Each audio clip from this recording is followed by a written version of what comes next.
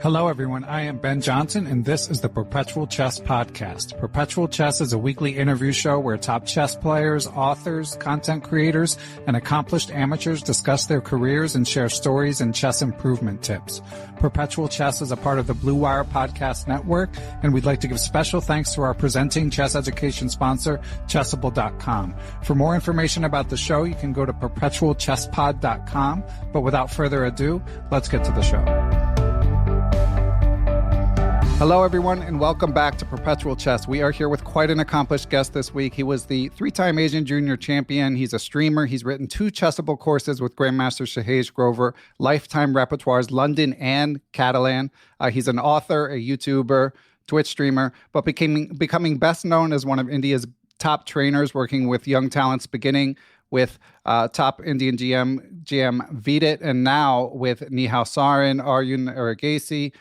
He's worked in the past with Grandmaster Ronak Sadwani, and we're catching him at a great time because both Sarin and Erigaisi have just won events at Tata Steel India, and it's just must be an incredible time to be one of India's top rising trainers, top trainers in the world, and just an incredible time to be a chess fan. So let's welcome Grandmaster Srinath Narayanan to the show. Welcome, Srinath. Hi, Ben. Thank you so much for the fantastic introduction. And thank you so much for having me here. Yeah, I'm honored to speak with you.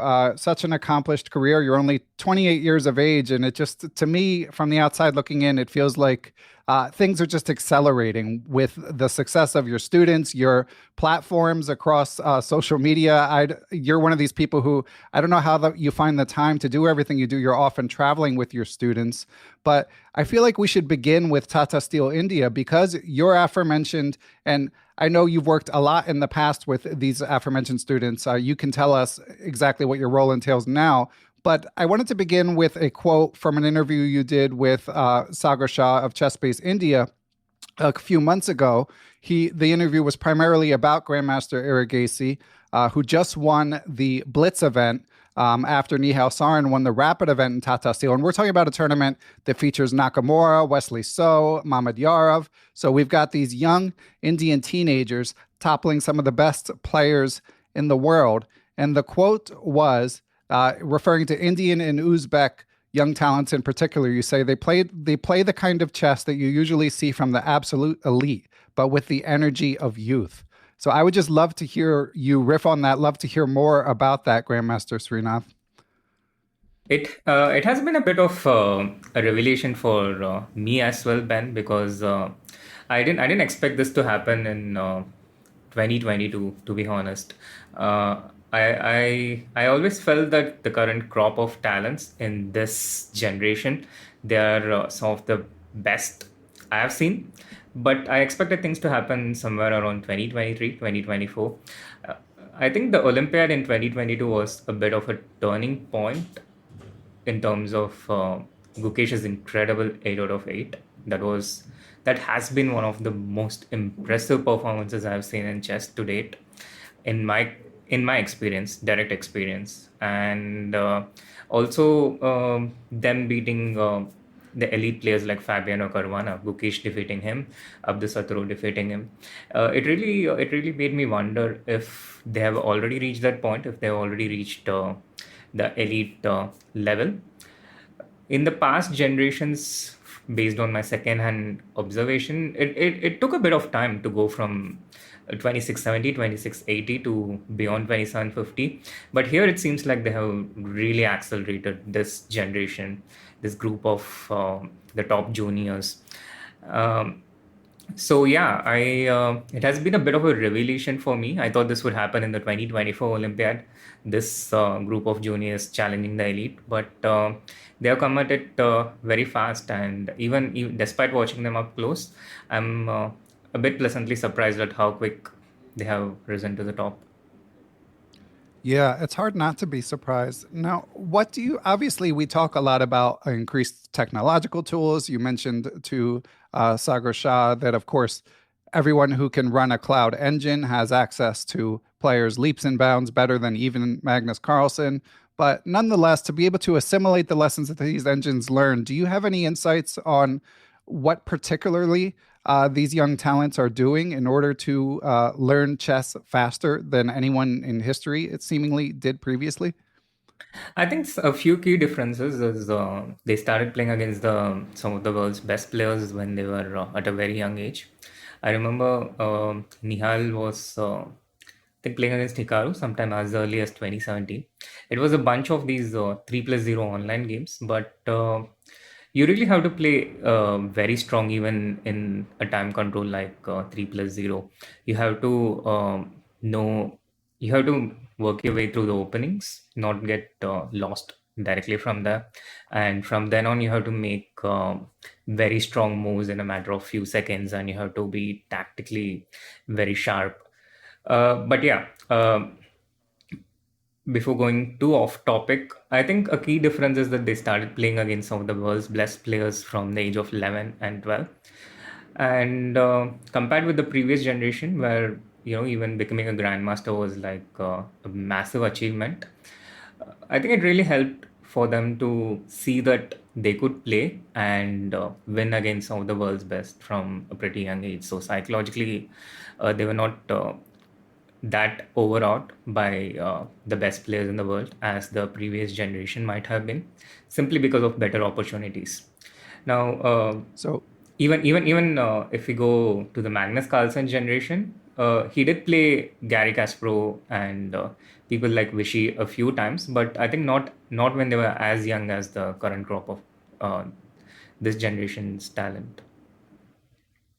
this match you're referring to between Grandmaster Sarin and Nakamura, was this just like a casual match online? Or I mean, obviously these players are going to take it seriously, but this wasn't part of a tournament. It was just they just started to play. Yeah, it was just a casual match online. Hikari used to, I think, enjoy playing against a lot of these top juniors. He played a lot against Ali Reza during those times, just 3+0 casual online against Nihal, which I used to kind of watch directly in front of me. He played quite a bit with Arjun as well. So these are things I used to watch live in 2017, observe how things are changing. And I do remember that it also was a profound effect when Nihal defeated Hikaru for the first time ever in the casual match after losing maybe like 10 or 15 times. And it really helped his self confidence that he could defeat some of the best players in the world. Now, Nihal was something like 2300 or 2400 at that time. It's a rating where you're struggling to score points against 2500s and 2600s, but then if you're able to beat one of the best players in the world, it makes it that much easier to face other grandmasters. So I think psychologically that has had a big effect on how this generation has been able to improve rapidly. So you mentioned you were there when Nihal had this first win. You've mentioned in prior interviews, I think it's well known, especially in India, that you travel with Nihal and often were chaperoning him in recent years. So how was his reaction? Did he act like it was a watershed moment when he beat Nakamura for the first time, or did he kind of take it in stride?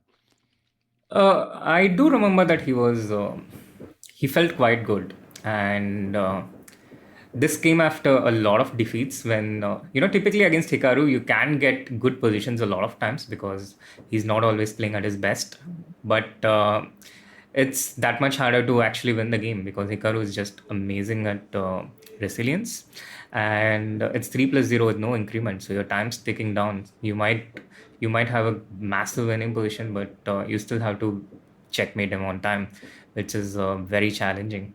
And Nihal had a few of these winning positions which he couldn't convert, and then it finally happened, and he felt really good about it. And I do remember telling him that, look, you can do this to Hikaru, and you can do this to anyone in the world. You just need to play them enough times. Amazing to hear. And now, of course, they've only accelerated from there. Grandmaster Erigaisi is number 26 in the world, 19 years of age on the live ratings here on December 4th. And Grandmaster Sarin, 18 years of age, number 70. So As they sort of reach this rarefied air, does their approach change? Do you sense like increased confidence from them as they continue to put up these incredible results? I certainly sense increased confidence as far as Arjun is concerned.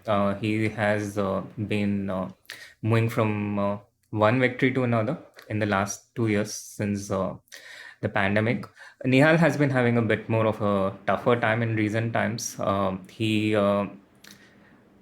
I think he has been struggling a bit more since the pandemic. Although he has kept improving steadily, it hasn't been at the same pace as his peers. But I think for Nihal as well, things have been looking up in recent times. He won the Chess.com Global Championship and he won the Tata Steel Rapid. Uh, so but with Nihal, I think it's still more of an ongoing process. I feel that his confidence and self belief is not quite at that level proportionate to his playing strength. I think he can, it can be more. Okay, yeah. I mean, it's interesting because of course he's had an incredible arc. He's had amazing success, but as you mentioned, with Erigaisi putting up incredible results, and obviously Grandmaster Gukesh, as you alluded to in the Olympiad, um, just also, and not to mention Pragananda and so many others, I can see how one could construct like a narrative where they're not doing that well when obviously they are. So as his trainer and his friend, what do you tell him to keep him encouraged? So I think everyone has to go through a period when things get difficult. It just happens at different moments for different people, but they kind of inevitably have to go through phases where they get stuck, and they just have to persevere through it. So this is what I told Nihal, that I understand things are getting incredibly frustrating at the moment for you, but all these experiences will help shape him in the future, and will help him in some way in the future. So not to get too disheartened by it, and keep grinding, keep persevering. Okay. And from a chess point of view, what aspects of the game do you? I mean, both with Grandmasters Erigaisi and Grandmaster Sarin, what are they working on primarily? So I think the shift has focused much more towards openings in recent times, with their levels increasing. Uh, they don't play as much as they used to when they were a bit lower rated. So the focus has turned a lot more towards openings. But then when we talk about openings, uh, it can involve all aspects of chess, because we see opening preparations reaching up to quite a bit of depth.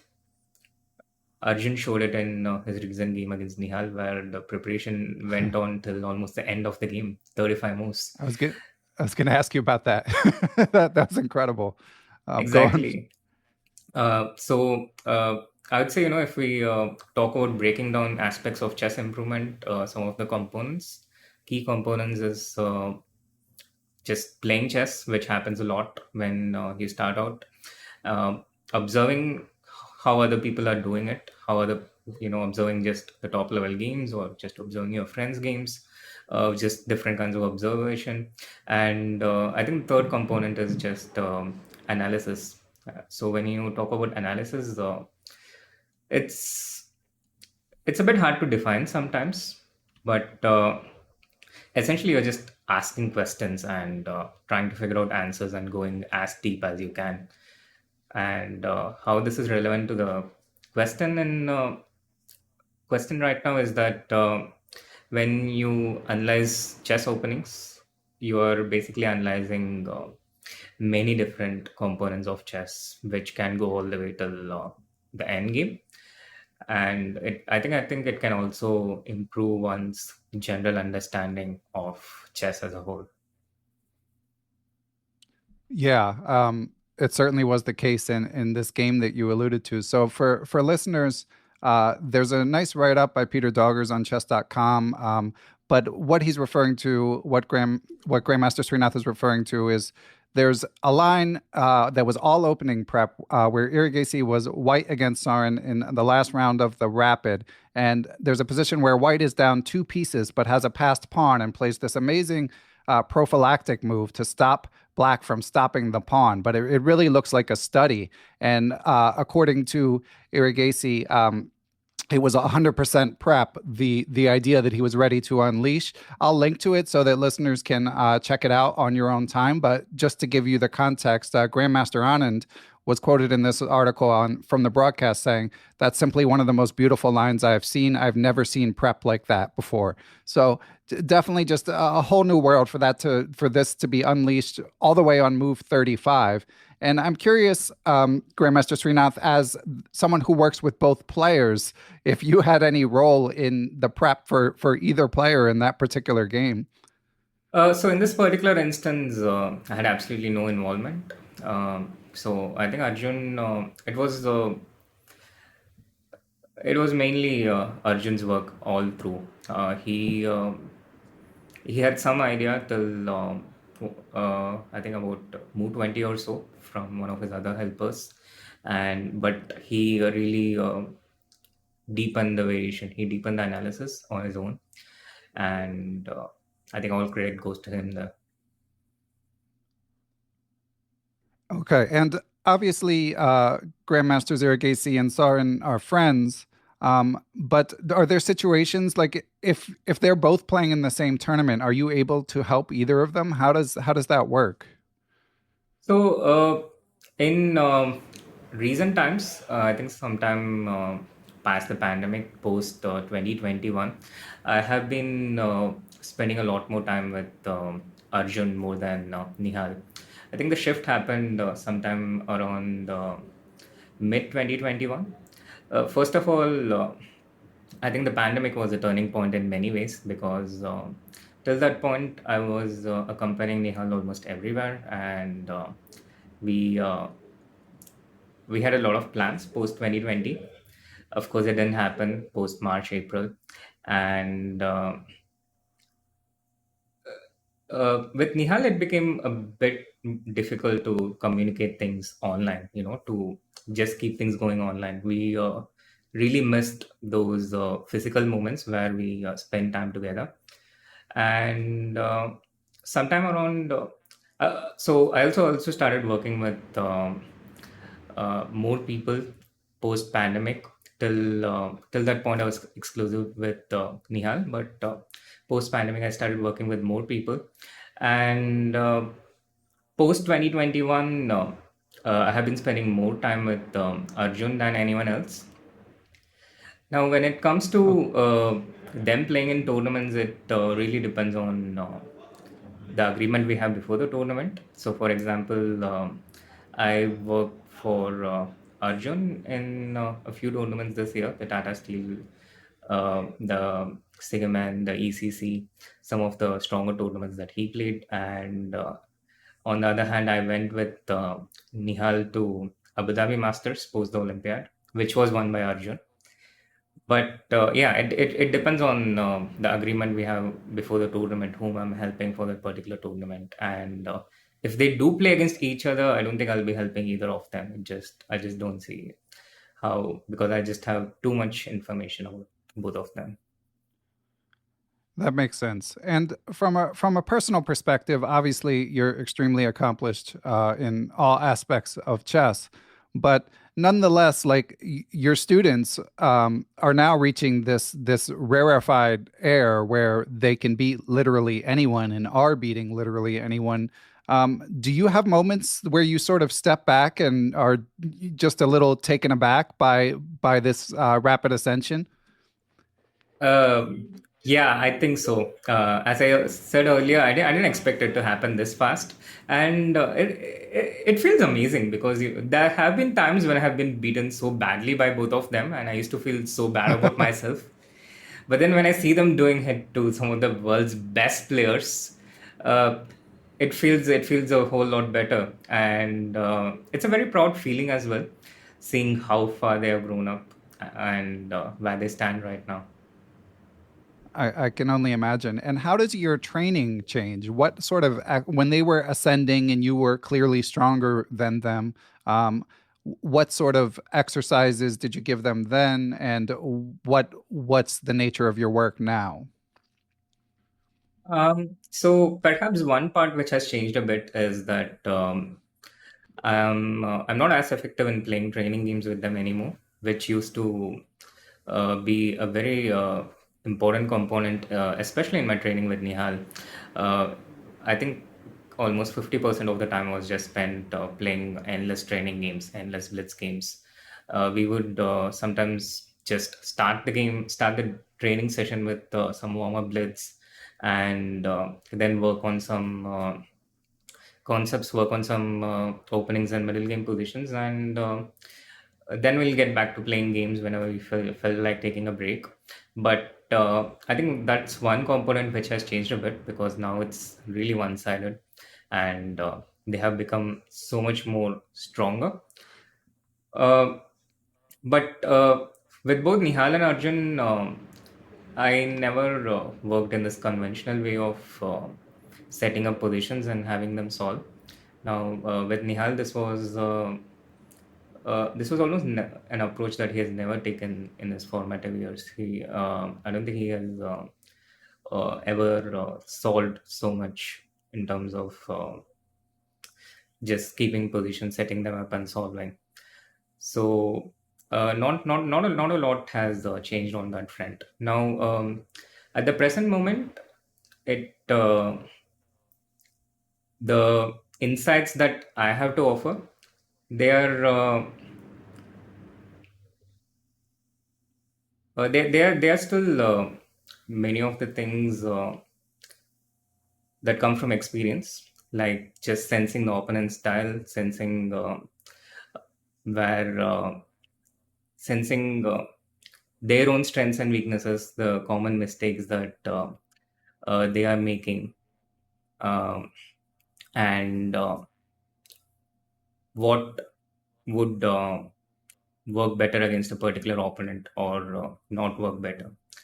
So, to maybe clarify things, they are incredibly good at playing chess, but they still don't have experience in some of the other components of working on chess, which comes from experience. And these are some of the areas where I can offer insights at the moment, apart from just, some pure opening work, pure analytical work. Okay, yeah, I was really struck in your interview with Sagar Shah, where you mentioned that Irigasi really hadn't studied the classics at all. That he had learned primarily also from not from reading books or from memorizing games, but from his own experiences. Yeah, that was an incredible revelation for me because we grew up in certain ways. We had certain preconceived notions about playing chess. Uh, Quite often, some of the advices were not to play too many blitz games, not to, play too many tournaments, look at the classics, study the classics. There were just so many preconceived notions. But when I started my training journey sometime in 2015, 2016, I prefer to start with a cleaner slate, not to impose my views on the kids who are growing incredibly well on their own, but to just observe and learn from them in a certain way. And I found that what Nihal was already doing was incredibly useful for him. It was very effective. He was growing quite well. And I decided to just experiment and try things with an open mind.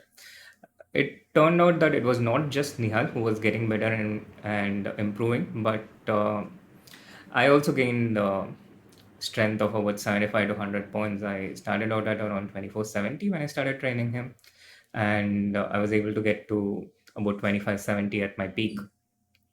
So it really made me question the assumptions and preconceived notions that we used to have about chess training and improvement. And it felt like a generation of kids were growing up with this particular training style of just playing lots of games online at the blitz time control, but with a lot of focused attention, and they were able to learn a lot from it. They were able to learn and improve really well. So And yeah, it really helped to know that there isn't one particular way necessarily to get better at chess. that's fascinating. And for the own jump that you alluded to, the 100 points you gained in your mid 20s, were you emulating them and also playing more online blitz? So it was simply that I was spending a lot of time with Nihal, so I was naturally playing a lot of games with him, and just spending time with Nihal. Although he improved a lot during that time, I also learned a lot from him during my time spent training with him. And I didn't play as much online as they did, but yeah, I did emulate certain parts of it. I stopped. I didn't solve positions as much as I used to, and overall my approach towards training, the perspective changed a lot during these times when I spent working with them. It's so fascinating. We've been trying to figure out the best ways to get better at chess for so long, and it feels like we're just, for every example, there's always a counter example. It's so challenging to know what to advise and how adult amateurs should even spend their time if they're looking to improve. Now, one follow up, Srinath, on this idea of just both of these players making great gains just from playing training games and playing blitz games. What is their approach after each game? Is Nihal like just playing a binge of games and reviewing them later, reviewing them after each game, or not necessarily reviewing them at all? No, it's usually a binge of games because if you review after each game, you kind of lose the flow. So it's usually a bunch of games, and then review post that. And this is where I stepped in quite a few times when I would giving him almost close to real time feedback whenever I would be observing his games from sitting behind him, and once he finished with his games, I would give him direct feedback on where he could have done better during those games. And it was really easy for me back then because I was close to 2500, he was around 2300, and there was I probably knew more than him in almost every aspect at that time. So I could give those real time feedbacks, and then Nihal had this amazing ability to take that feedback and implement it almost immediately. So I would show him some new opening or new concept, and you would see him playing it right there and then in the next game. So he had this amazing ability, and this is how it used to work. The feedback used to be close to instantaneous, and he would immediately implement it. So incrementally, he was learning new things almost every couple of hours and getting better that way. Amazing. Okay, Srinath, we got a lot of topics I'd like to hit. So just one more question on the topic of these youth standouts. And on October 7th, you tweeted, "Gotta say, I love it when people say good things about Christopher Yu. It almost feels like I'm being praised myself." So what do you recall what motivated that tweet? Oh no, that was just a little pun on you, Ah, basically. okay. I Yeah, get it. yeah. That's funny. Went over my head when I read it. That's It, very it's funny. it's it's it's a steal from the rush hour, basically. Oh, okay. Yeah. Excellent. Okay, well, we're gonna transition to discussing Srinath's Chessable courses, which also will encompass some chess improvement advice. But first, we're gonna take a break and hear from our sponsors. Perpetual Chess is proud to be brought to you in part by our presenting chess education sponsors, Chessable.com. Chessable, of course, uses spaced repetition to help you remember tactical patterns, opening sequences, whatever aspect of your game that you're working on, and they have a huge library of awesome courses. So whatever it is you want to work on, there's a good chance you can find something to help you on Chessable. Some of their latest includes a lifetime repertoires course on the London from Grandmaster Sahaj Grover and Srinath Narayanan. Now, I don't want you to play the London personally, but if you're going to do it, then this is a good learning resource. Grandmaster Alex Cholovich has a new course on Bobby Fischer's endgames. Of course, the legend RB Ramesh's Improve Your Chess Calculation if you really want to challenge yourself. So there's always tons to check out from Chessable.com. They have lots of free courses to check out as well. So just be sure to go to Chessable, get a streak going, and see what they have to offer. And we are back. And Srinath, you and Grandmaster Sahaj Grover have managed to get your hands on creating lifetime repertoires for two of the, to my mind, the best. And, I think they're both increasing in popularity, at least at the amateur level. The Catalan's obviously already been extremely popular at the elite level, but two lifetime repertoires for two of the most testing non-mainline D4 openings. For listeners who might be interested, how would you compare and contrast the London and the Catalan?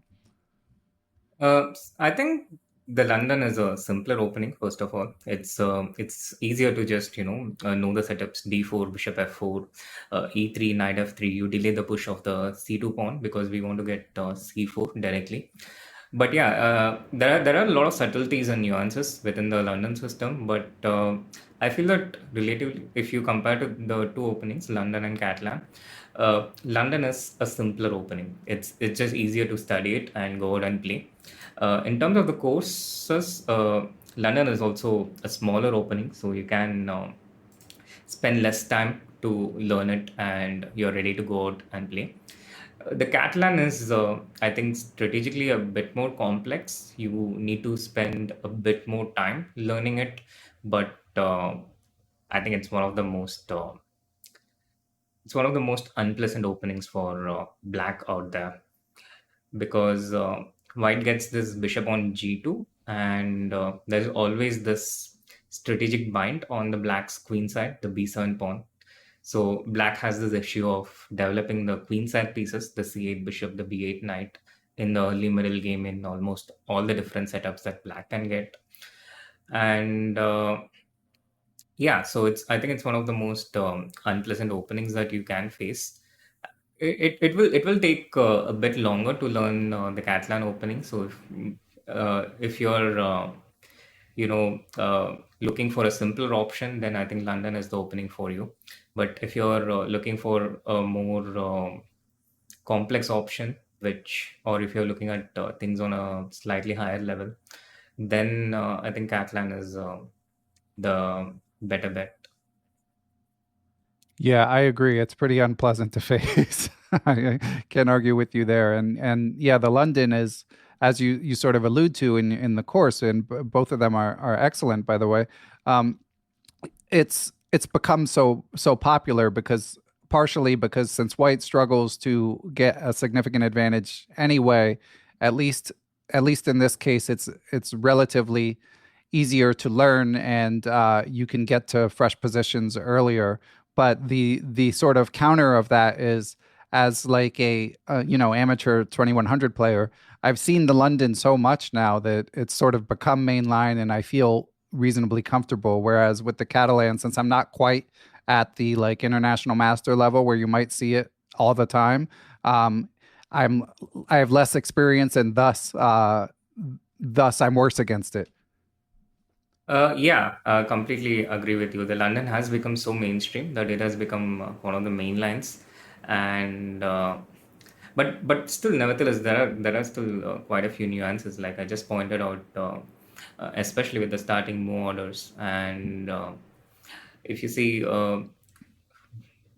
in the course, we have this particular move order where We develop the bishop on f4 first, then the knight to f3, and the pawn stays on c2. There is also an approach where white starts with c3 early on. This was the approach taken by Grandmaster Li Kuang in his lifetime repertoire on London. And what this does is it discourages black from playing c5 because white can capture the pawn on c5 and support it with the pawn on b4. So there are many of these subtleties and nuances, which is what makes London one of the most effective openings, even at the highest level. You see, Arjun Nihal use it quite extensively with all these little variations changed between games, little variations in move order. And there is still a lot to learn here, which can give you that edge against your opponent. Yeah, I enjoyed the Robert Frost, the road not taken reference that you say governs your approach to designing these courses. Could you elaborate on that for our listeners, Srinath? Yeah, so when it comes to opening preparation, I think one of the most effective but well-known approaches is to deviate as early as you can known uh, from the known theory where most of the mainstream games are gone. So you try to deviate as early as you can, and now you start analyzing. So let's say you make a new move on move 5 that is a lot more effective than a new move on move 15, because first of all, the probability of the position reaching in that variation up to move 15 is a lot lesser.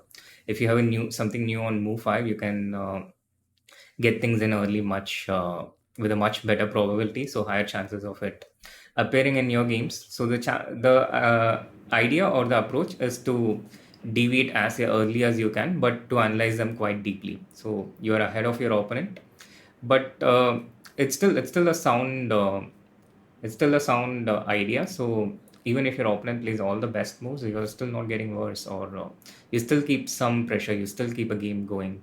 So this is the approach that in general I've been following in these courses, to deviate as early as you can, but analyze quite deeply. Makes sense. Yeah, the Robert Frost poem in question closes with quote, "I shall be telling this with a sigh somewhere ages and ages hence. Two roads diverged in a wood, and I took the one less traveled by, and that has made all the difference." And here we are, Srinath, ages and ages hence, and applying it to chess. So yeah, it really struck a chord, and you can see it in the course.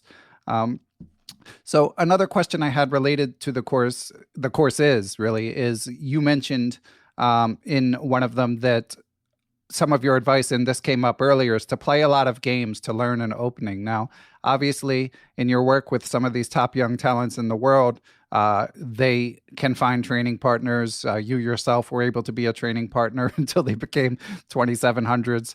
But what would you advise for amateur players? Is it okay to spar against computers, or is it better to try to find a friend if you're trying to practice a certain opening?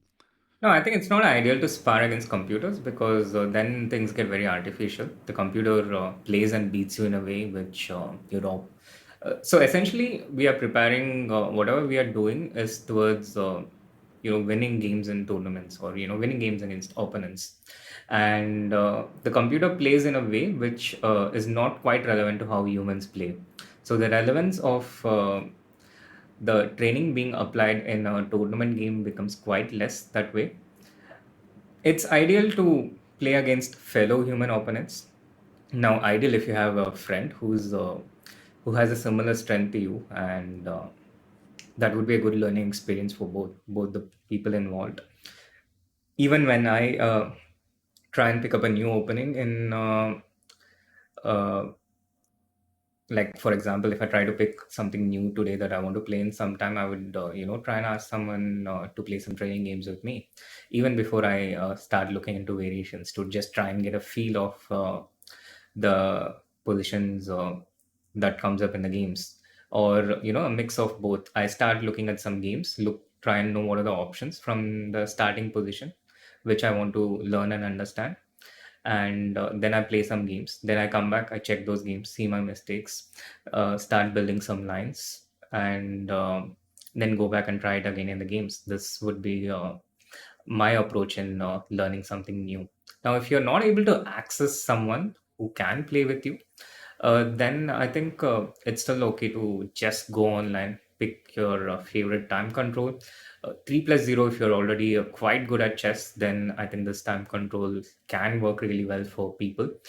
They can get really good at playing strong moves with less time with a bit of practice. But I think most people can do it beyond a certain rating level. Let's say beyond FIDE 2200 or 2000.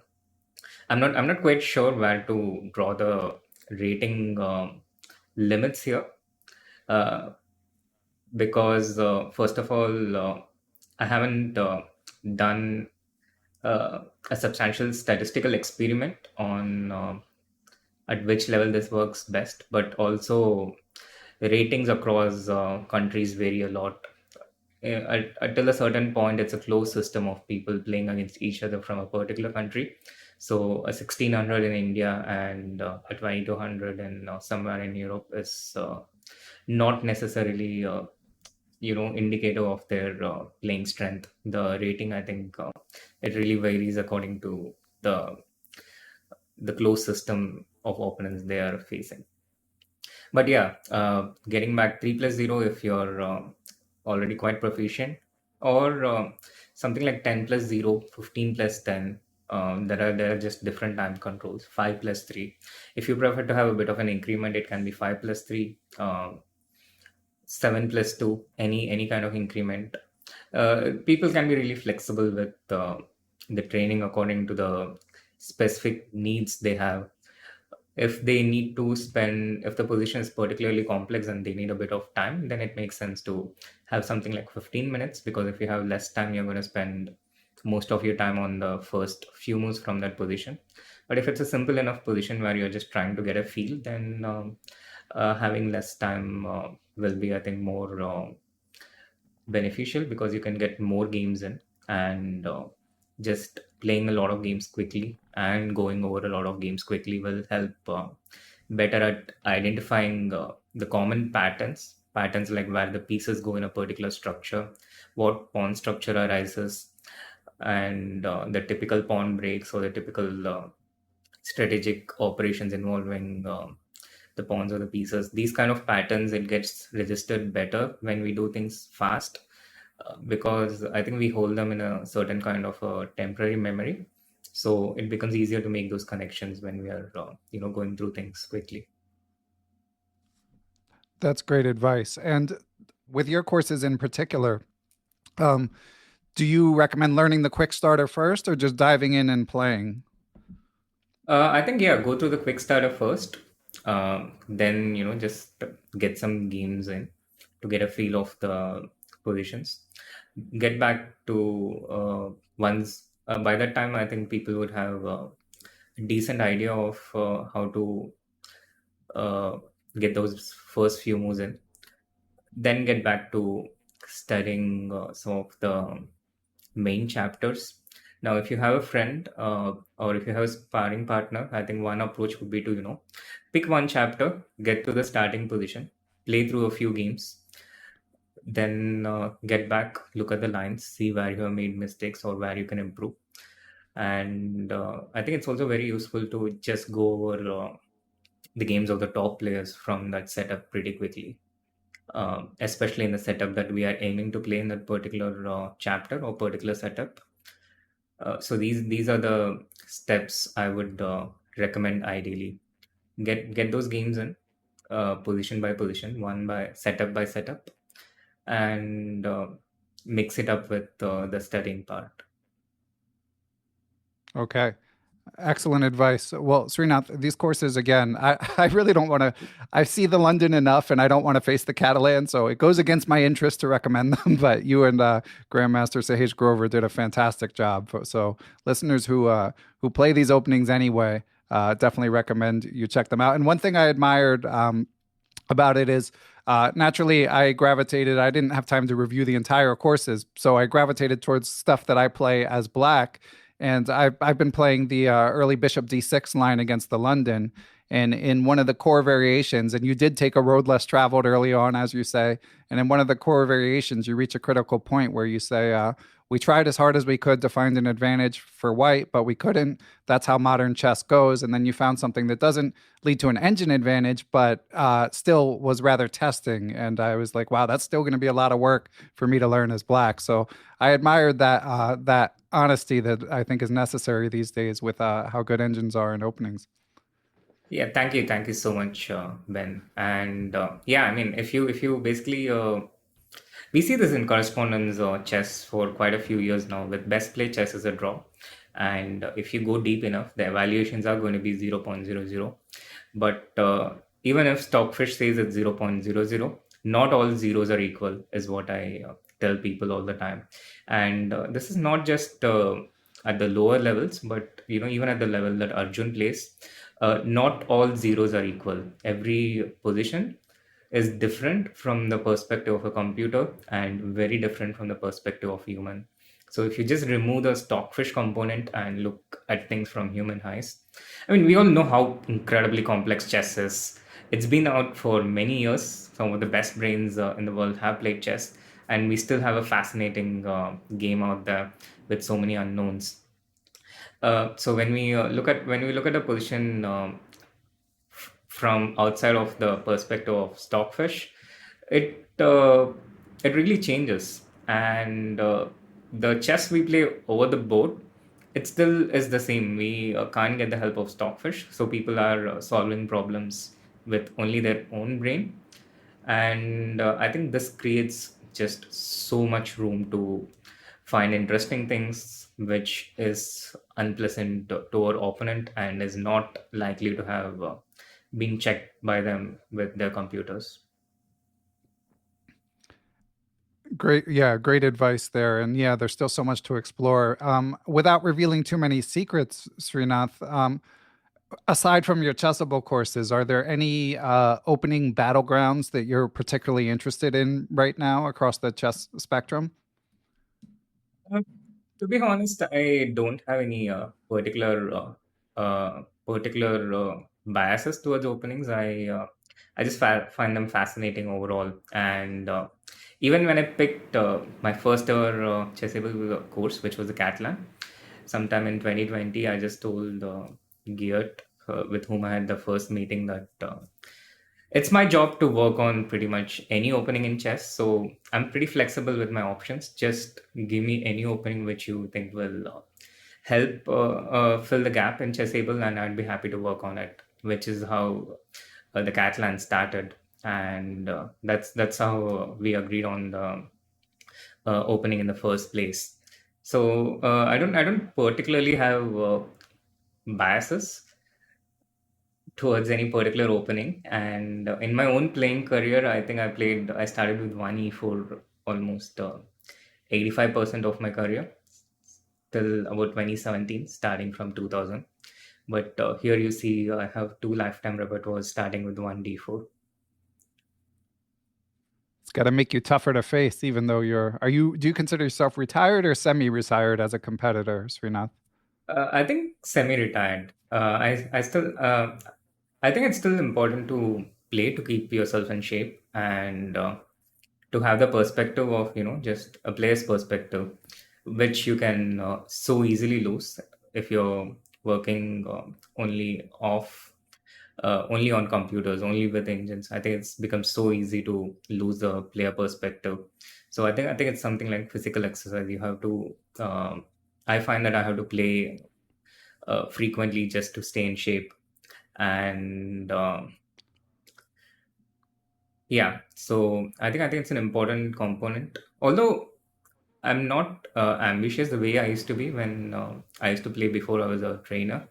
Now it's more of a fun activity, some kind of a break from my regular work, where I'm just going there playing as a student of chess, trying to just learn more about chess rather than trying to become a 2600 or any such aims which I might have had in the past.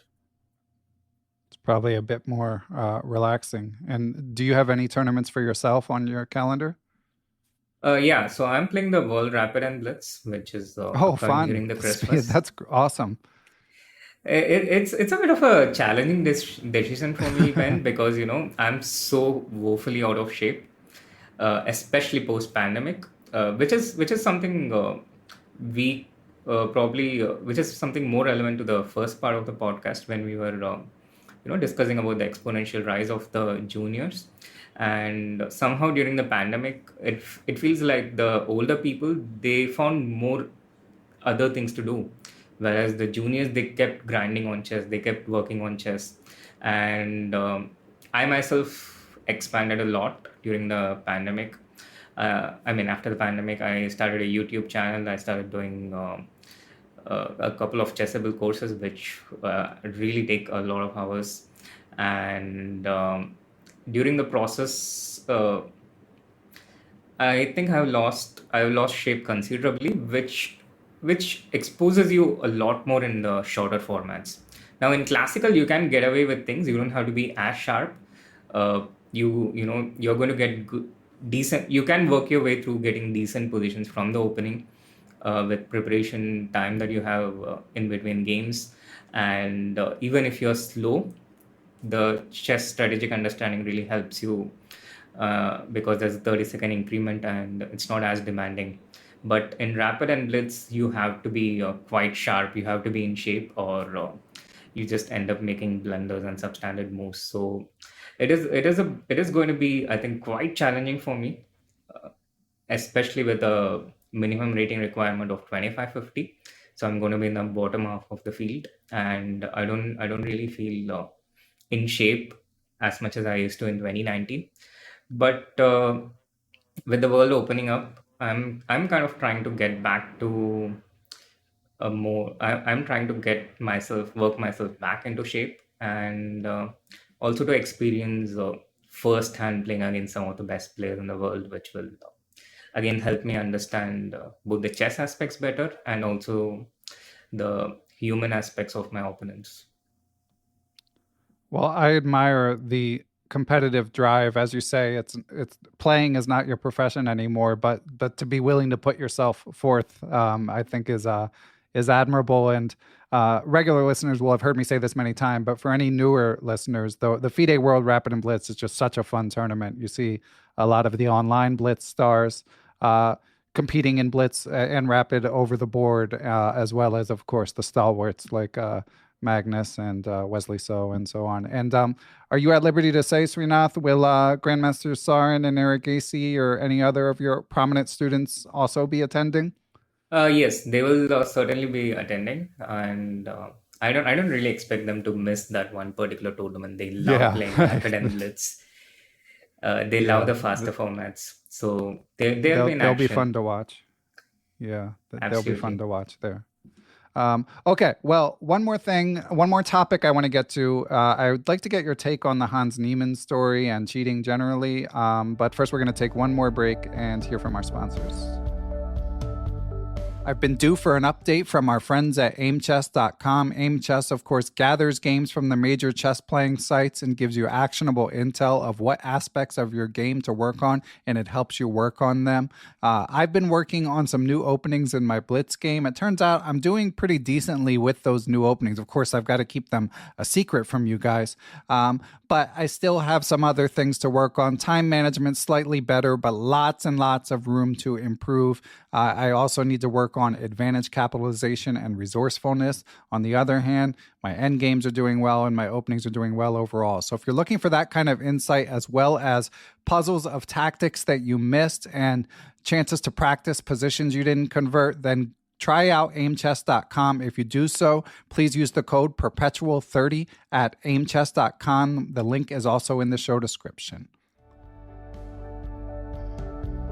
And we are back. And Srinath, here on the podcast, of course, I've been covering the Hans Niemann story as it unfolds. I'm an open-minded sort of person, so even though don't necessarily, I'm not necessarily defending Hans's character, if I or some of the people I've interviewed have suggested circumspection in terms of judging his actions. But you had a tweet thread on September 27th that suggested to me that maybe at minimum, you might be judging things slightly more harshly, or at least disposed in that direction. I'll read the first tweet, but and then point towards the whole thing if listeners want to check it out. But it began with, first up, enormous respect to Magnus. We all knew cheating was a serious problem. We all knew it was rampant. We all kept quiet, not knowing exactly how to go about it. Magnus spoke about it, and in a way that the world had no option to take notice. The action spoke loud, and it continues from there. So I'm curious. So one thing that I wondered about with regard to that is, obviously it did bring this serious issue to the public discourse in a loud way. But do you feel that this was the best way for Magnus to have done this? Uh, I mean, hindsight has a 2020 vision, but at that point, I feel that Magnus coming out and making a statement was better than just silently suffering this whole thing. Because if he did that, uh, I think the whole cheating thing wouldn't have been discussed as much, and it's what people have been doing for a long time, just being silent about things, which essentially brings no change at all. So, in those circumstances, I don't really disapprove of the way Magnus went about things in this particular instance. Okay. And had you heard things about Hans Niemann in particular prior to this whole incident? I had absolutely no idea at all. To be honest, yeah, I had absolutely no idea. I have been teammates with Hans for during the Pro Chess League. We played for Norway Gnomes. I have been also observing him playing online for quite a long time, and I quite liked his play. I thought he was a very impressive junior, very fast, prone to some brilliancies and also some meltdowns, complete meltdowns, completely obvious blunders. So the only thing I noticed when I was going through his games was that there was a lot of disparity between some of his brilliant games, and there were moments where there was a big strength difference in some of the games that he was playing. There were some absolutely weaker games, and there were some just fantastic games. But aside from that, I had absolutely no idea at all, and I didn't even begin to suspect that Hans might have used external assistance in any of his games online or over the board. Okay. And when you refer to the disparity of his games, are you referring to both online and OTB, or one in particular? Mainly OTB. Mainly OTB Okay. when I was preparing against Hans when Arjun was facing him in Sweden. This is when I had a closer look at Hans's games, and I felt that there was a bit of an inconsistency in his play, and I I felt that he was not as strong as his rating was at that time. He was, I think, around 2645 or something. He had just won a tournament in Cuba, and he was rapidly rising. But I felt that Arjun was clearly stronger. But during the game, he just absolutely outplayed Arjun and ended up winning this tournament. So, uh, yeah, around this point, this was the impression I had. Okay, yeah, and that tournament in Cuba, of course, was one where the statistical models were quite impressed with his play. Did you ask Arjun if there was anything? Did he notice anything unusual during the course of the game? No, at that point, we had absolutely no reason to suspect Hans at all.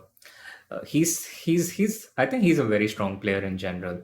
He's very good, and uh, some of his strengths are also not what you would associate with someone using external assistance. For instance, he has this ability to play incredibly fast, which are not the engine's top choices, but which present unpleasant practical problems to the opponent. So at that time, we had absolutely no reason to suspect Hans at all. The whole debate started when Sinkfield Cup happened, basically. And how has your thinking changed at all in the subsequent months? What have you thought of the story as it has developed, going from allegations to no concrete proof, but still lots of allegations and now a lawsuit. To be honest, I do Magnus's human intuition. I do place. I do find it credible, the intuition that Magnus has, because I mean it's a very tricky topic. It's very tricky to know for sure about these things, but the human intuition that Magnus had, the way he was describing how he felt Hans was during their game, and the chess.com report, Hans himself admitting that he had cheated a few times online, his self confession. All these things played a role in shaping my perspective of the whole incident. So when I heard it first, I felt that it was just innocent until proven guilty, and uh, there was not a lot of fire. But later, with Hans's self confession and the chess.com report and all the other things adding up, I started to have a bit of a shift in perspective that uh, it might have happened or it might not have, but I no longer have, a very clear answer to what could have been. Okay. Yeah, that's reasonable. And as I've said before, I don't think anyone other than Hans and maybe a co-conspirator, if there were one, can know for certain. So it's really just a question of like, do you think does one think there's a, 10% chance he cheated over the board or a 90% chance, but it shouldn't be zero or 100, Oh yeah, unless you have inside absolutely, information. absolutely. And to be honest, we can only make judgments on the information that we have, which makes all the difference. And according to the information we have right now, it's clear that Hans violated fair play online. I mean, he confessed it himself, and it's clear that as far as over the board play is concerned, he's clean for the moment based on the information we have.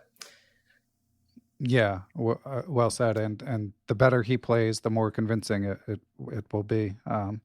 And one other topic related to cheating, your colleague, Grandmaster SL Narayanan, recently tweeted about an experience he had in the Bundesliga uh, where he was searched kind of relentlessly. The metal detector was going off before a game, um, but they couldn't find the source of it. So I'll read a part of it. The metal detector beeped again and again when the other player's foot was scanned. It prompted the arbiter to check the floor. It was the carpeted floor that was triggering the beep and not any human. The arbiter apologized to me, but it was embarrassing. And mind you, this happened just minutes before the round. Um, so, you know, and there's more to it. I'll link to it for listeners to read. But obviously, there's this Pandora's box opening with, as you say, we do need to pay more attention to cheating. But do you have any firm convictions of the proper way where players don't feel demeaned in terms of the way that they're checked before the game, but players can also feel secure that engine assistance is not being used somehow?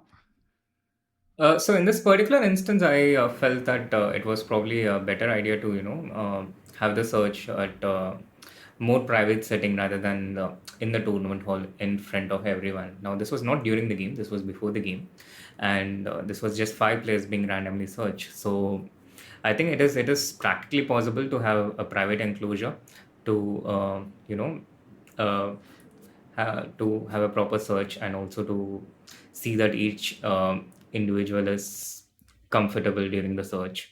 Of course, it's really important that we have anti cheating measures, but also I think there can be ways to improve the process. We are still very new in the world of chess with this whole thing. And with time, I think we'll get better trained in both the technical aspects of using the equipments to detect any foreign equipment, and also in terms of the sensibilities of people involved when they undergo search. Yeah, I agree. It's gonna take time. And as a trainer, when your students play in these big open tournaments, how worried are you about cheating in like a given open tournament? So far I haven't. I think it depends on the tournament. You kind of see these things. Uh, for example, is there uh, is there any obvious way for the player to have something on the way to the washroom on the way from outside the tournament area, or how well controlled it is, how well the arbiter is observing things? I feel that having some basics followed, no electronic equipments allowed on the player, and having the path from the playing area to the washroom being clear of any easy sources of external help happening. A few basics like this followed will be a big deterrent. It will make cheating more difficult over the board, and it would require things to be more sophisticated if anyone wants to take the risk. So I think you kind of see it in these opens. You kind of feel it. You see how the tournament is organized, and you get a feel of it. So it really depends on the tournament. Okay, yeah. So much still to be sorted, unfortunately, Oh with yeah, regards. absolutely. It's by no means an easy problem to face, and the technology has got incredibly sophisticated, that it has become, I think, more and more difficult to detect any such thing. But that said, but I do feel that the human intuition in detecting body language, it you can really add things up. For instance, Arjun had this game against Nihal where he played like 35 best moves with opening preparation, and the way Arjun played it, it's very believable because he's someone who has that kind of opening preparation, and that kind of confidence, that kind of way he played. Uh, you kind of add things up, and it doesn't feel unusual. But for instance, if I had the same kind of consistent result, then it would feel off, because you have seen me playing in a certain way at a certain level, and to have that kind of a difference, people would feel off the human intuition. And you can also get other kinds of information from just observing a person playing, just their body language, the kind of confidence they display when they make moves, and how it adds up with the consistency of the past behavior. Yeah, again, it's unfortunate that that's where we are, but it makes sense. And obviously, nothing's going to be perfect. Anyone can, like, maybe someone knows 135 move line and it happens to happen over the board. But yeah, obviously, the weight of the evidence can accumulate in one direction or another based on someone's chess strength. Um, just one or two more questions, Grandmaster Srinath. I'm curious. Obviously, you've got a very busy life working with your top players, sometimes chaperoning them as well. But I'm curious, what you're interested in outside of chess when you have those rare opportunities to relax. I mostly, whenever I get a break, I try to just spend time with the important people in my life. And it can be anything. It can just be hanging out with them, talking to them, and watching stuff together, or just going to some nice place in nature, it's like some mountains or something.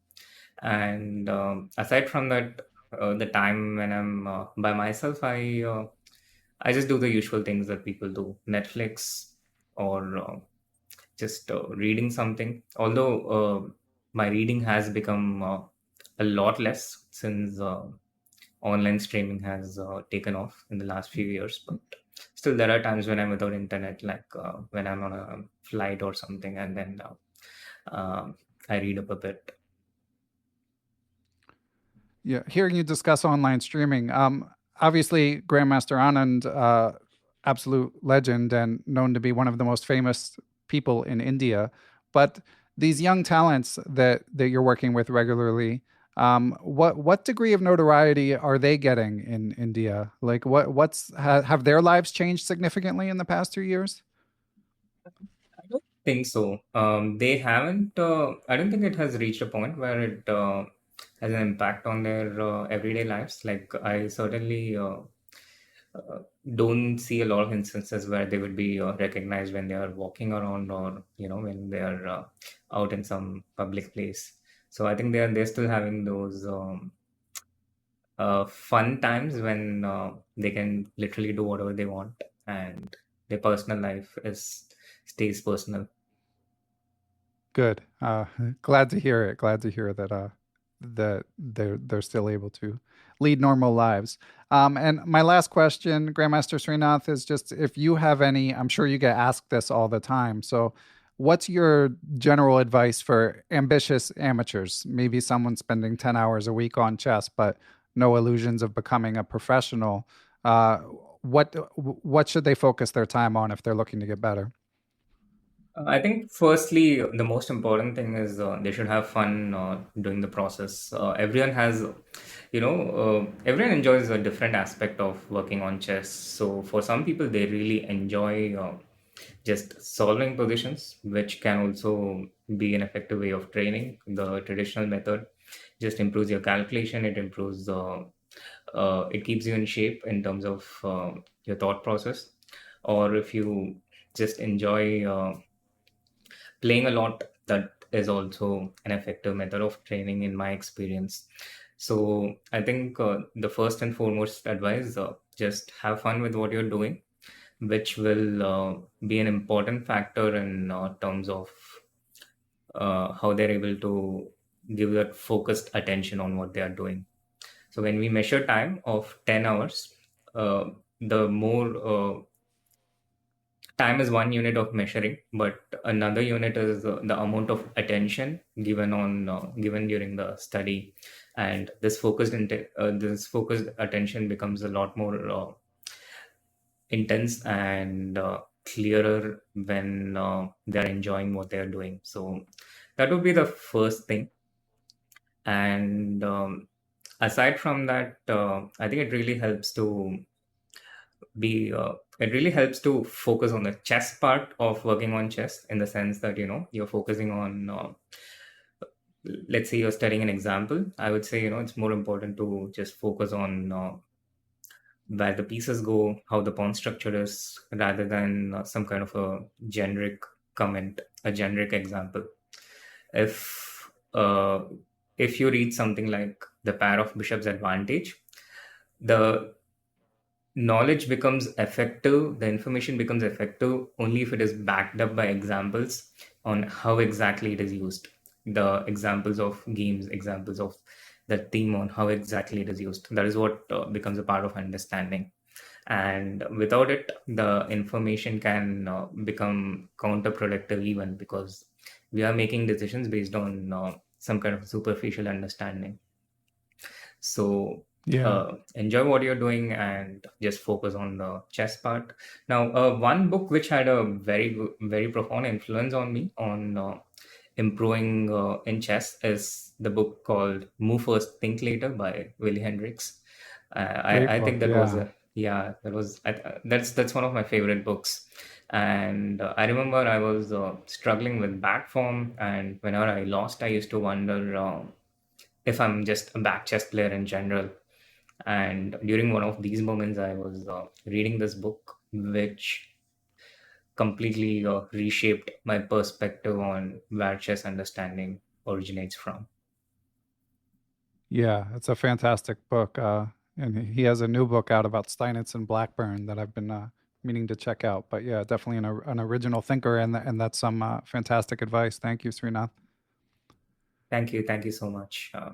He also had Sure. another book on the origin of chess moves or something like this. Yeah, of The good moves. origin of Yeah. yeah. I was also fascinated by that. It's always lovely and thought provoking to read his work. Yeah, I couldn't agree more. Okay, well, Grandmaster Srinath, this has been fantastic, very insightful. Congratulations on your success and the success of your students. It must be um interesting times for you. Thank you so much, Ben. It's interesting and it's also incredibly exciting and some of the I think best times of my life. Yeah, and hopefully only just the beginning. It certainly looks that way. And obviously, you're busy across media spectrums, as you mentioned, Twitch, YouTube, Twitter. Is there anywhere else in particular that listeners should look to follow you? So I think I'm probably most active on Twitter, but I do come on YouTube once in a while, and I'm also there on my Instagram where you can find updates on whatever I'm up to. Okay, yeah, and I enjoyed your little weekly news show on YouTube. Do you think you'll be able to keep that up with your busy schedule? Oh yeah, that is one thing I'm really looking forward to keeping things up because I had this wonderful connect with the people when I was able to stream regularly during the pandemic. When the tournaments resumed and when things started becoming busier, it became a lot more challenging to find time to spend on YouTube or Discord with the with the community. But I really don't want to lose touch with them completely. So I try to set aside at least something like 2 to 5 hours a week just to keep this connection going. Excellent. Okay, well, I will link to everything that we discussed in the show description, as always. And last question, Grandmaster Srinath. So you've got the World Rapid and Blitz at the end of December. Do you have any chess travels before then? No. So I Okay. think before that it's just going to be mostly training, and then Arjun will play in the Vacancy, the Tata Steel. So that's going to be Yeah, an amazing. incredibly exciting tournament too. Yeah, yeah, stacked lineup. It should be fun. Okay, well, I've kept you long enough. Thank you so much. This has been very insightful and enjoyable. Thank you so much, and likewise. Thanks to everyone who helps make Perpetual Chess possible. Big shout out to my producer, Matthew Passy. I'd also like to thank the Blue Wire Podcast Network, with whom we are proud to be affiliated. Be sure to follow us on social media, Beneficial1 on Twitter, at Perpetual Chess on Instagram, or you can join the Perpetual Chess Facebook group. You can email me, ben@perpetualchesspod.com. And of course, last but not least, I'd like to give major thanks to the Perpetual Chess Patreon and PayPal supporters.